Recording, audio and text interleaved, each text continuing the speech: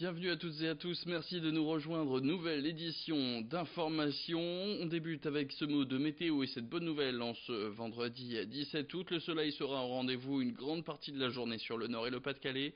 Quelques nuages viendront perturber la journée mais de manière très légère. Au niveau des températures, ça reste quand même doux pour un mois d'août. On attend entre 20 et 23 degrés au meilleur de ce vendredi. Les prévisions météo plus complètes, c'est à la fin de cette édition. Dans l'actualité, il a ouvert ses portes ce mercredi et c'est déjà un succès. Le site à parc, le parc d'attractions pour enfants situé à la citadelle de Lille, a attiré entre 5 et 6 000 personnes pour son premier jour. Une affluence inespérée pour son créateur Thierry Féhéry, mais qui montre l'impatience des familles après un mois et demi d'ouverture de retard, donc sur la date d'ouverture. Hier encore, les familles étaient nombreuses à faire la queue au pied des 15 attractions, comme les roller coasters, les chaises volantes, et toutes avec thème commun la nature. Sur place, 35 employés sont chargés de faire tourner ce parc pour en assurer sa sécurité. Xavier Silly et Aubin-le-Maire ont rencontré son créateur, soulagé, Thierry Féhéry. On a aussi voulu une thématisation réelle de chacune des attractions. Ça c'est un coaster mais c'est un requin. Je voulais qu'il y ait un rapport entre la nature et les animaux. Les chaises volantes derrière moi c'est un arbre.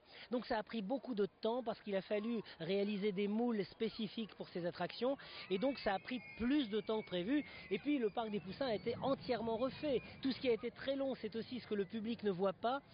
Et voilà, il y a eu un débordement d'à peu près un mois et demi, mais je pense que 30 années nécessitaient de faire de véritables travaux en profondeur, et c'est ce que nous avons fait pour le bien-être de tous.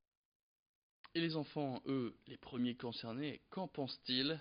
Aubin-le-Maire et Xavier Silly leur ont posé la question.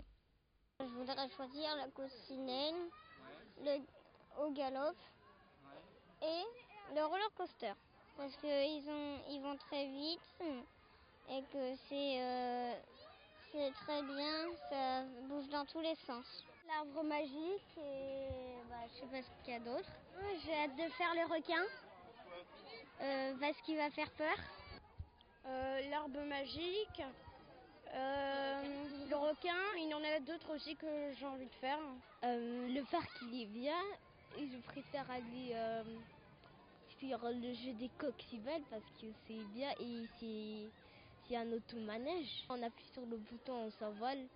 Et aussi l'arbre magique, on aime bien parce que l'arbre il se soulève souvent et c'est automatique. Ce week-end à 800 aura lieu la vente solidaire organisée par l'association Les Petits Frères des Pauvres. Une brocante qui se tiendra devant la maison de vacances Marie-Stella. Une maison à l'histoire un peu singulière, d'une pension bourgeoise dans l'après-guerre. Elle devient une maison de vacances pour l'association des Petits Frères des Pauvres dans les années 70. La brocante, elle, a été lancée en 1997 quand Marie-Stella a failli fermer ses portes. Il fallait donc trouver des fonds en urgence. Ces ventes sont devenues une tradition pour les Petits Frères des Pauvres. Elles permettent d'obtenir des fonds complémentaires aux dons et aux legs pour financer toutes les actions qu'elles mènent.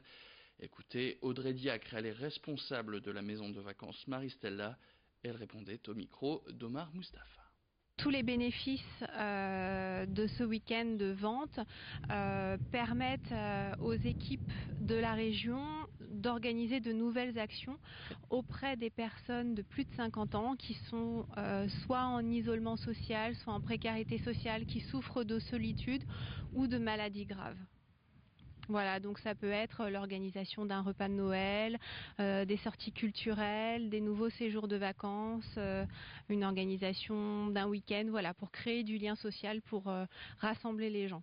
Alors, la maison de vacances Marie-Stella est ouverte toute l'année. Elle accueille des groupes de notre association Les Petits Frères des Pauvres en séjour de vacances. Donc, ça peut être un accueil à la journée, un week-end ou un séjour plus long d'une douzaine de jours.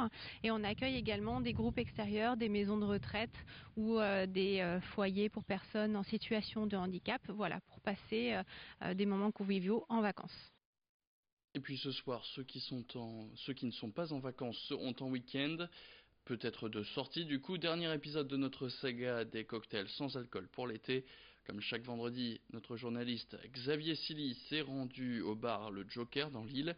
Voilà peut-être une recette à savourer si vous êtes donc de sortie cette semaine. on vous emmène direction le sud.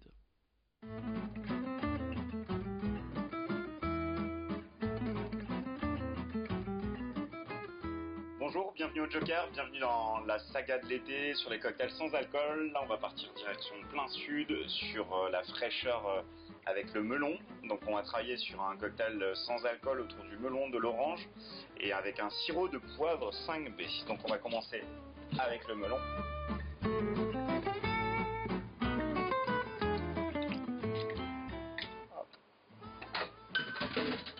On va mettre de la bergamote pour aller chercher de la fraîcheur. Le sirop de poivre 5B. Et on va donner un peu de longueur avec du orange frais.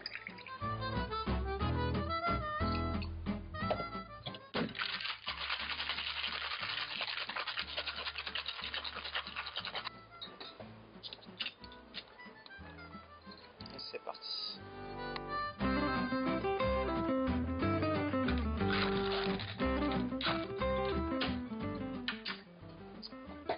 Comme on est avec du melon de Quercy en mode IGP, on va rester sur bleu, blanc, rouge bien foncé. Et en décoration, on va avoir quelques tranches de melon bien fraîches. Pour rappeler le sirop de poivre, quelques grains de baies roses. Bonne dégustation.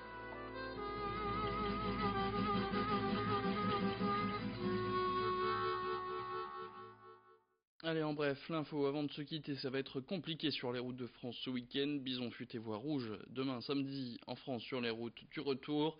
Légère amélioration prévue dimanche, sauf dans la région Auvergne-Rhône-Alpes. Et on se quitte avec ces images, le pari un peu fou de 2 Britanniques qui vont tenter ce dimanche de traverser la Manche à vélo sur un engin un peu particulier, un vélo catamaran. Ils seront donc installés sur ce bateau à pédales et les 2 amis vont essayer de battre un record vieux de 16 ans. L'ancien recordman avait mis 7 heures et 16 minutes pour relier Douvres à 800 sur cet engin flottant un peu non identifié. Fin de cette édition, merci à toutes et à tous de l'avoir suivi. Tout de suite, la météo.